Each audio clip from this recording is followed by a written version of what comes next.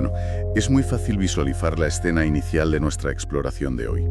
Casi parece extraída directamente de la secuencia de apertura de un thriller bastante oscuro. Sí, la verdad es que la ambientación es de película. Totalmente. A ver, las coordenadas temporales y espaciales son fundamentales aquí. Estamos en Bogotá, 14 de junio de 2020.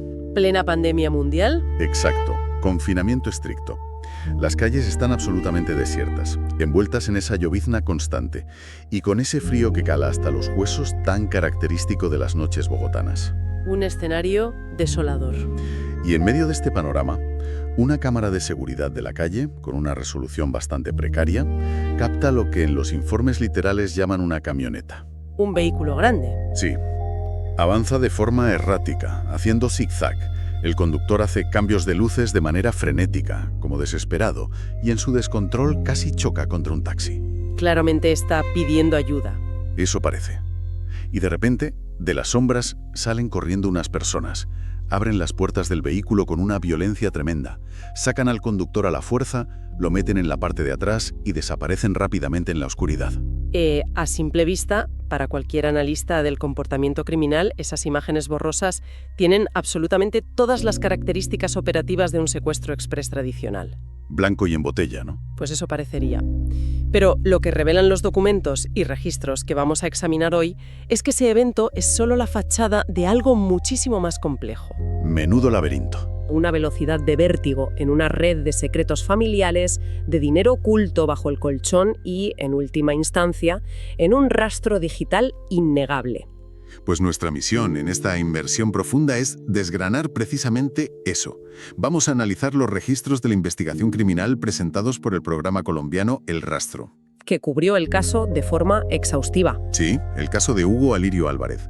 El objetivo de hoy, para quien nos escucha, es explorar cómo se resuelve un crimen que aspiraba a ser perfecto en pleno siglo XXI. Es un pulso interesantísimo. Veremos cómo el instinto policial más agudo choca de bruces contra un muro casi infranqueable y cómo la tecnología de nuestros teléfonos móviles termina destapando la verdad más oscura. Es un análisis que la verdad obliga a replantearse la relación entre la criminalidad y la tecnología actual. Desde luego. Los motivos humanos más turbios siguen intactos, pero las herramientas forenses han evolucionado de una forma que ni los propios delincuentes asimilan. Y eso genera unos errores de cálculo fascinantes desde la perspectiva criminológica. Vale, vamos a desempacar esto. Para entender bien las piezas de este rompecabezas tenemos que perfilar primero a la víctima. Fundamental. Porque su estilo de vida condiciona todo el desarrollo de la investigación. Hablamos de Hugo Álvarez, un hombre de 66 años, de contextura gruesa. Un trabajador incansable por lo que cuentan las fuentes. Sí, un comerciante nato. Se dedicaba a construir y a arrendar apartamentos y durante años gestionó una flotilla de taxis. Según los testimonios, sus conocidos lo describían con una expresión local muy curiosa. ¿Ah, sí? Decían que era un gomelo con los carros. Exacto, que básicamente significa que era un apasionado del motor, alguien que cuidaba la estética y la mecánica de sus vehículos al milímetro. Pero, y aquí viene el dato clave, el rasgo más definitorio de Hugo era su relación con el dinero. O más bien, su relación con los bancos. Eso es. Era un hombre muy de la vieja escuela. Desconfiaba profundamente del sistema bancario. Su método financiero consistía, agárrate, en guardar grandes sumas de dinero en efectivo escondidas por distintos rincones de su propia casa. Y claro, esa desconfianza sistemática hacia las entidades financieras es un factor criminológico absolutamente determinante en este caso. Lo cambia todo. Quien decide operar completamente en efectivo, al margen del radar institucional, se vuelve invisible para Hacienda, por así decirlo, pero al mismo tiempo se convierte en un blanco extremadamente vulnerable. Tienes la diana en la espalda. Y esto altera radicalmente el perfil de quienes podrían querer hacerle daño, porque la teoría del secuestro tradicional que mostraban las cámaras de seguridad se desmorona en cuestión de horas. Claro, porque falta lo más importante de un secuestro. La llamada. En un secuestro extorsivo estándar, el tiempo es oro. Los captores buscan rentabilizar su riesgo lo antes posible, a través de una llamada exigiendo un rescate. Lógico.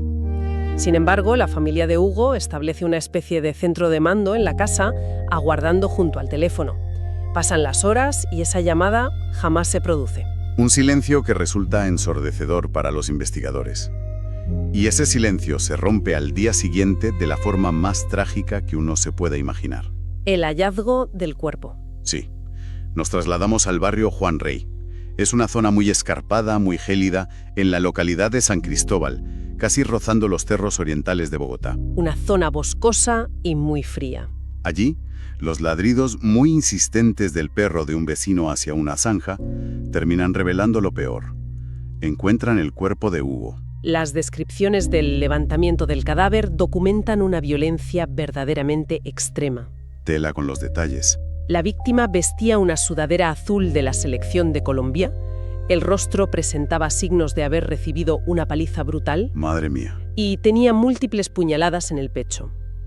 Pero desde el punto de vista forense, el elemento más revelador de toda la escena es el rastro de una mano ensangrentada que quedó impreso en un muro de concreto cercano. Un intento desesperado de pedir ayuda. Así lo determinó la necropsia en medicina legal. Confirmaron que se trató de una muerte sumamente agónica. Lo abandonaron malherido, a merced de las bajísimas temperaturas de esa zona. Ese hallazgo reconfigura por completo el tablero de juego para el subintendente Edwin Casalles. Él era el investigador al mando de este caso. Y para quien nos escucha y no esté familiarizado con la estructura policial allí, Casallas pertenecía al Gaula. Que es un grupo de élite. Exacto, es la unidad de élite antisecuestro y extorsión de la policía en Colombia. Son agentes superexpertos en lidiar con bandas criminales organizadas. Pero aquí, de repente se enfrentan a un perfil delictivo totalmente diferente. Lo que resulta fascinante aquí es el giro en la psicología de la investigación que debe hacer el Gaula. Cambian el chip por completo. Al aparecer el cadáver tan rápido y sin mediar ningún tipo de exigencia económica previa, el manual clásico del secuestro extorsivo pierde toda su validez. Ya no encaja. Además, la brutalidad de las heridas y ese ensañamiento en el rostro de la víctima indican lo que en criminología se conoce como sobreasesinato. El famoso overkill. Eso es. Y el sobreasesinato casi siempre es un indicador inequívoco de proximidad emocional. Los agentes ya saben que no están buscando a una red de crimen organizado o a delincuentes comunes. Están buscando en el entorno. Buscan a alguien del círculo más íntimo de Hugo. Alguien movido por un rencor muy visceral o, teniendo en cuenta su costumbre de almacenar fajos de billetes, por una codicia muy directa. Esa deducción es la que nos introduce de lleno en la segunda fase de nuestro análisis. El rompecabezas de los sospechosos. Es como sumergirse en los entresijos de una novela de Agatha Christie. Tal cual, a levantar las alfombras. La policía tiene que investigar al círculo íntimo. Y el Gaula empieza a interrogar a las figuras clave, empezando por la expareja de Hugo, Sandra Liliana Loaiza. Y hay un detalle importantísimo. El lugar del secuestro. Exacto. El asalto al vehículo ocurrió literalmente en la entrada del conjunto residencial donde Sandra vivía. Y fíjate que durante las primeras diligencias patrimoniales, el Gaula se topa con un documento que hace saltar absolutamente todas las alertas. El móvil perfecto. Hugo había contratado recientemente una póliza de seguro de vida. Y adivina quiénes eran los beneficiarios estipulados. Sandra y su hijo, supongo. Precisamente Sandra y uno de los hijos que tenían en común. Para un investigador criminal, encontrar a una expareja como beneficiaria de un seguro justo después de un homicidio violento representa el móvil económico de Manuel. Cualquiera que escuche esto pensaría que aquí se acaba el misterio. Ya está, caso resuelto. Parecía muy evidente. Pero los registros de la investigación muestran que Sandra no hizo el menor intento de reclamar ese dinero del seguro. Es más, su testimonio en los interrogatorios fue súper consistente. ¿Y la coartada técnica? Sí, las cámaras de seguridad de su propio edificio ratificaron que ella no salió de su vivienda durante toda la noche del crimen. Su coartada era de hierro. Así que los focos del Gaula giran hacia la mano derecha de Hugo, el empleado de máxima confianza, Carlos Cubillos. Carlos llevaba 15 años trabajando codo con Hugo en el negocio este del transporte. Se lo sabía todo. Si alguien sabía dónde estaban escondidos esos ahorros en efectivo, si alguien conocía los horarios y las rutas exactas de los taxis, era él. Claro. Además, las entrevistas al entorno revelaron algo turbio. Carlos solía hablar mal de su jefe a sus espaldas. Acumulaba un cierto resentimiento laboral bastante notable. Peligroso. Un empleado con acceso a información privilegiada de carácter financiero y con rencor acumulado siempre debe ser investigado a fondo. Pero otra vez se topan con un muro. Hay algo que no encaja en esa teoría cuando se analiza el comportamiento de Carlos después del crimen. El subintendente Casallas lo observa durante semanas y no detecta absolutamente ningún cambio en su estilo de vida. Ningún gasto extraño. Nada. No hay compras extravagantes, no hay movimientos raros de cuentas, ni el menor atisbo de intentar huir del país. Actitud de inocente total. Así que, por puro descarte, el cerco policial se estrecha sobre la tercera persona en discordia. Elizabeth Rodríguez Ruiz. La pareja actual. La pareja de Hugo en el momento del asesinato. Llevaban unos 3 años de relación y fue, según los registros oficiales, la última persona en verlo con vida. El testimonio que ofreció Elizabeth ante las autoridades fue milimétricamente sereno, muy calculada. Declaró que la tarde del 14 de junio ambos salieron en el vehículo para asistir a lo que ella llamó un almuerzo en Bosa. Bosa es un barrio bastante populoso del sur de Bogotá. Sí, y afirmó que después de ese compromiso se despidieron, ella se fue tranquilamente a su domicilio particular y no volvió a tener noticias de él. Una historia impecable. Y encima Carlos, el empleado del que hablábamos antes, ratificó a la policía haberlos visto salir juntos hacia ese supuesto almuerzo. Parecía que la cronología de los hechos encajaba a la perfección. Bueno, aquí es donde se pone realmente fascinante el asunto, porque mientras Elizabeth mantenía esta fachada de novia preocupadísima e ignorante ante los interrogatorios formales, la familia directa de Hugo presenció una escena surrealista. Un momento clave. Alejandro, uno de los hijos de la víctima, narra en las fuentes un episodio digno de estudio. Horas después de que Hugo no regresara, en pleno pico de angustia de toda la familia, Elizabeth se encuentra frente a la casa de la víctima. Rodeada de la familia. Y de forma repentina, escenifica un desmayo. Cae desplomada al suelo. Los familiares, lógicamente, corren a socorrerla.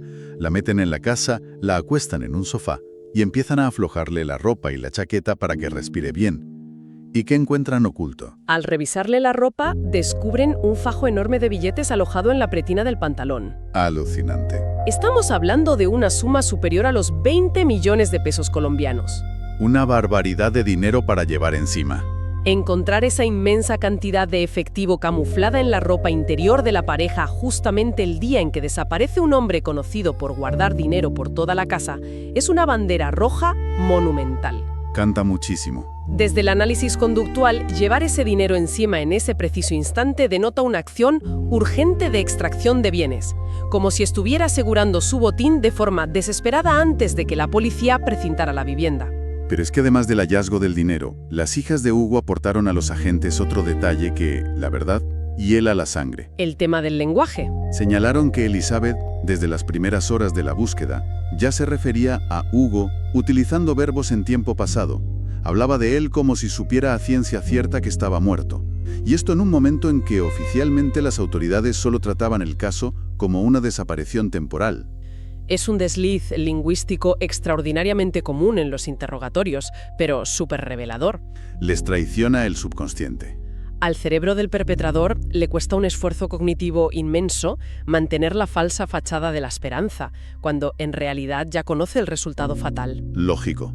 Sin embargo, en un sistema judicial garantista, una corazonada, un error verbal y un fajo de billetes no siempre bastan para conseguir una orden de detención, no si no existe una prueba física que sitúe a la sospechosa en la escena del crimen. Y precisamente ahí es donde el equipo del Gaula se da de bruces contra un muro de concreto.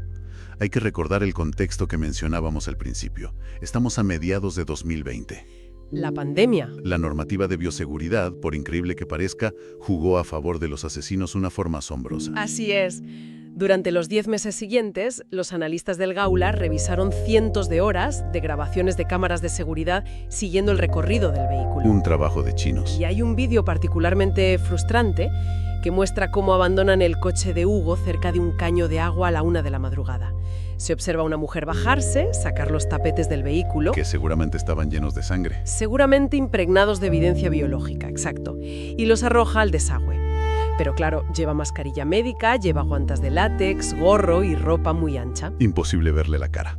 Proporcionó a los delincuentes un anonimato casi perfecto. Menudo panorama para los investigadores. La investigación parecía destinada a estancarse por completo, a engrosar los archivos de casos sin resolver. Hasta que llega la carta. Hasta que llega una carta anónima al buzón de la familia de Hugo. Voy a leer literalmente el texto de ese papel, manteniendo su redacción original con sus faltas porque es el catalizador de todo. Adelante. Dice así: los que mataron al señor Hugo fue el amante Sandra Elizabeth Rodríguez Ruiz, con la ayuda de la hija, Claudia, y el hijo, Jonathan. Hagan justicia. Todo fue por robarle una plata. Si conectamos esto con el panorama general del derecho procesal penal, hay que hacer una salvedad muy importante para la audiencia. Una carta anónima, por sí sola, carece de cualquier tipo de valor probatorio en un juzgado. Papel mojado para un juez. Ningún magistrado va a autorizar un allanamiento basándose en un trozo de papel sin firmar. No constituye lo que en derecho se denomina una prueba reina. Claro. Pero a nivel de inteligencia policial es oro puro. Funciona como un faro en la oscuridad. Permitió al Gaula enfocar sus escasos recursos de investigación en los hijos de Isa Elizabeth, Marcela, a quien la carta llamaba erróneamente Claudia, y Jonathan Steven. Y al indagar en el historial de estos dos jóvenes, el panorama se oscureció en un segundo. Los registros confirmaron que ambos tenían antecedentes policiales. Habían participado en altercados con arma blanca. Un perfil de violencia previa muy marcado. Mostraban que eran capaces de algo así. Pero claro, la sospecha, por muy bien fundamentada que esté, no es evidencia judicial. Necesitaban demostrar que estas tres personas estuvieron físicamente en esa gélida calle de Juan Rey aquella noche. Y aquí es donde la ciencia forense tecnológica entra a escena para desmontar la arrogancia de los perpetradores. La verdadera protagonista de esta historia. Efectivamente. A finales de 2021, tras superar una burocracia judicial tremenda, las compañías operadoras de telefonía móvil por fin entregan a la policía el registro histórico de geolocalización de los terminales de todos los implicados. Los datos de las antenas. Es clave entender la mecánica de esta tecnología. Nuestros teléfonos móviles, incluso cuando no realizamos ninguna llamada y los llevamos guardados en el bolsillo, emiten señales constantes buscando conectarse a las antenas de red más cercanas. Están siempre hablando con la red. Realizan lo que se denomina un pinging continuo para mantener la cobertura. Al analizar a qué antenas se conectó un teléfono y con qué intensidad de señal, los expertos pueden triangular su posición en el espacio y en el tiempo con un margen de error minúsculo. Un mapa perfecto.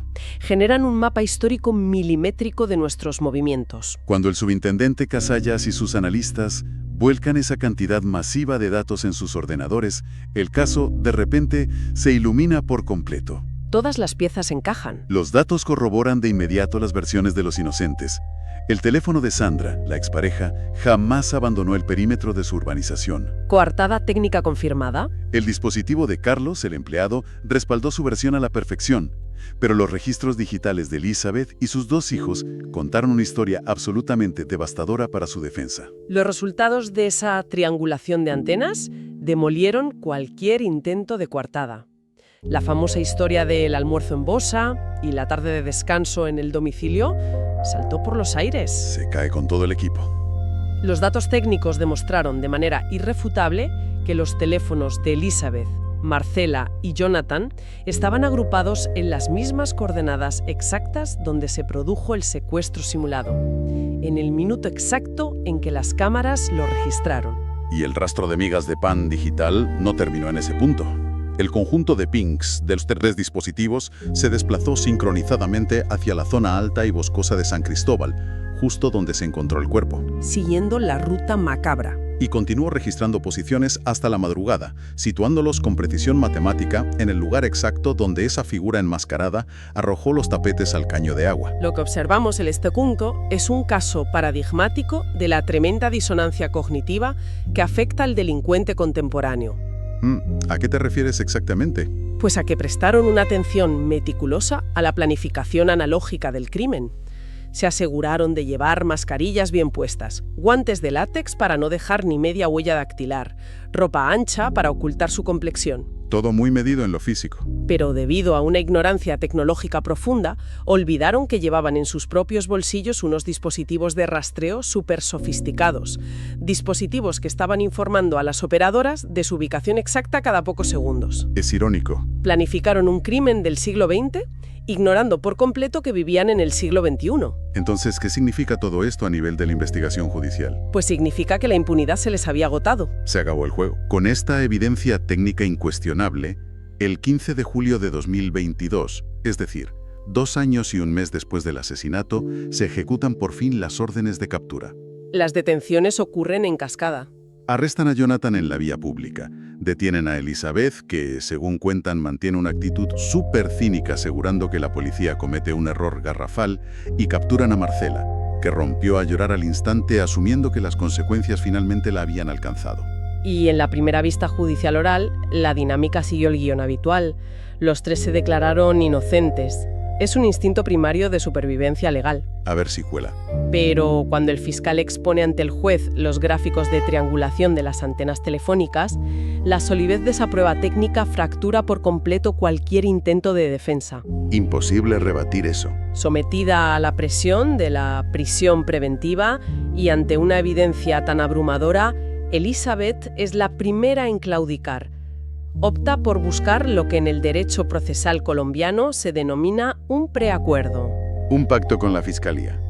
Se trata de un mecanismo legal mediante el cual el acusado confiesa su culpabilidad y proporciona todos los detalles del crimen a cambio de recibir una rebaja en los años de condena. Y es a través de las actas de este preacuerdo que conocemos la escalofriante anatomía de esta traición. Porque la confesión de Elizabeth destapa que el grado de improvisación y de crudeza superó con creces las hipótesis iniciales de los investigadores.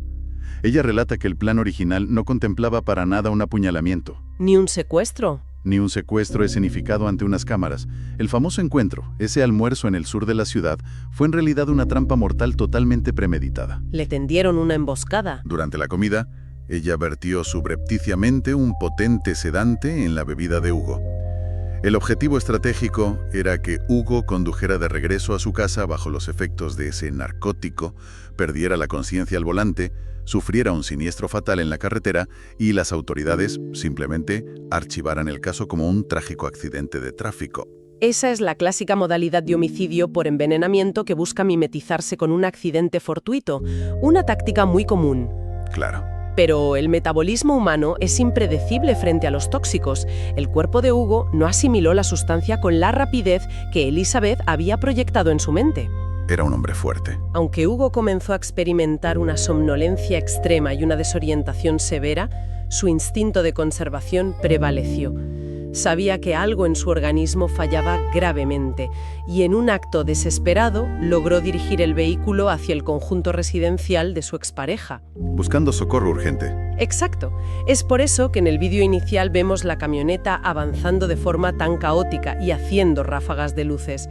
Era un hombre luchando fisiológicamente contra el veneno. Y es precisamente esa capacidad de resistencia de Hugo la que dinamita por completo el plan maestro de los asesinos. Entraron en pánico. Elizabeth y sus hijos, que lo venían escoltando muy de cerca en otro automóvil para verificar que el supuesto accidente de tráfico ocurriera, entran en pánico total. Ven que Hugo logra llegar a una zona residencial y está a punto de alertar a los vigilantes. Se les cae el teatro. Tienen que reaccionar sobre la marcha. La coartada del accidente se ha esfumado, así que toman la fatídica decisión de interceptarlo violentamente a plena vista de las cámaras. De ahí se explica el caos, la torpeza y la brutalidad de esa secuencia inicial. Y la frialdad de esa improvisación posterior resulta verdaderamente perturbadora. Tras extraerlo a la fuerza del habitáculo, lo trasladan a los páramos fríos de San Cristóbal, lejos de posibles testigos. Un lugar desolado. Allí, según consta textualmente en el informe oficial de la investigación, Elizabeth extrajo una navaja que llevaba oculta en su ropa interior, en su brasier, tal y como citan literalmente los documentos colombianos. Tremendo. Y fue ella, de su propia mano, quien le asestó las heridas letales en el tórax, dejándolo desangrarse en medio de la noche. Es escalofriante. Y fíjate que pese a la abrumadora carga de las pruebas y a su propia confesión, durante los interrogatorios, Elizabeth hizo un último intento por manipular el relato.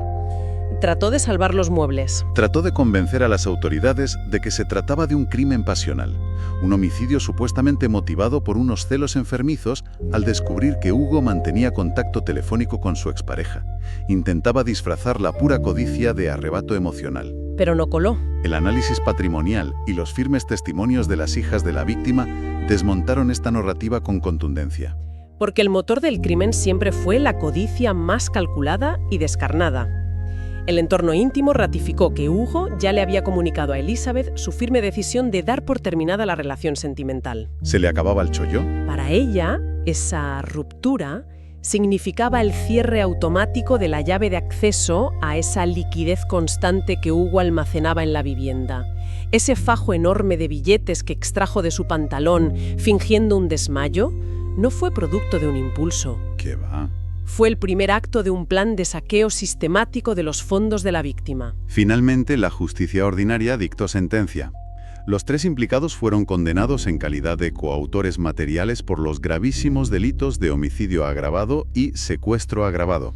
Una condena firme. Al haberse acogido a la figura del preacuerdo y aceptar los cargos, el juez les concedió una rebaja en las penas estipuladas por la ley. Fijó una condena definitiva de 218 meses de prisión. Esto se traduce en algo más de 18 años de privación de libertad para cada uno de ellos. Es una resolución judicial que, si revisamos las notas finales de las fuentes, aporta una necesaria sensación de restitución para el entorno familiar. Un cierre muy necesario. En sus declaraciones, Mariela, su primera esposa, junto al resto de sus hijas, reivindican la figura de Hugo. Exigen a la memoria colectiva que lo recuerde por su faceta de hombre íntegro y emprendedor, y no solo por la tragedia de su final. Claro que sí. Y por el lado de los investigadores, las conclusiones del subintendente Casallas recalcan el inmenso valor de la tenacidad institucional, reforzando esa antigua máxima criminológica que asegura que por mucha planificación que haya detrás, el crimen perfecto es simplemente una quimera. Y para quien nos escucha buscando comprender mejor las dinámicas del mundo que nos rodea, el aprendizaje de esta investigación es enorme. Este análisis detallado nos confirma que los instintos criminales más primitivos, como la codicia desmedida, continúan siendo el combustible de las tragedias modernas. Sin duda. Pero, fundamentalmente, ilustra cómo el tablero de juego de la investigación policial se ha transformado radicalmente. La barrera física de una mascarilla sanitaria puede cegar temporalmente a las cámaras de seguridad más avanzadas, pero el reguero de metadatos digitales que generamos a cada paso se erige hoy como el testigo más incuestionable de nuestros actos. Efectivamente. Y hay una paradoja final en toda esta historia que resulta asombrosa desde el punto de vista sociológico, y creo que merece una profunda reflexión por parte de quien nos está escuchando. Cuéntanos. Resulta profundamente irónico y a la vez una tragedia inmensa, que Hugo Álvarez, un hombre que se empeñó metódicamente en vivir al margen del sistema financiero moderno, Que huía de los bancos. que almacenaba fajos de billetes en los rincones de su hogar precisamente para no dejar ninguna huella bancaria rastreable, ¿Sí? terminara encontrando justicia gracias al rastro digital más ubicuo e imperceptible de la actualidad: las señales invisibles emitidas por las antenas de telefonía hacia los móviles de sus propios asesinos. Es una ironía tremenda. Es una prueba rotunda de que en esta era hiperconectada, la idea de pasar desapercibido es, a efectos prácticos, una completa ilusión. Es una reflexión magnífica para asimilar hasta qué punto la tecnología actúa como un notario silencioso de nuestras vidas. Con esa idea cerramos nuestra exploración de hoy. Confiamos en que este análisis detallado haya ofrecido una perspectiva clara sobre los fascinantes mecanismos de la resolución de crímenes en la era digital. Un placer haber desgranado esta información. Hasta la próxima inversión profunda.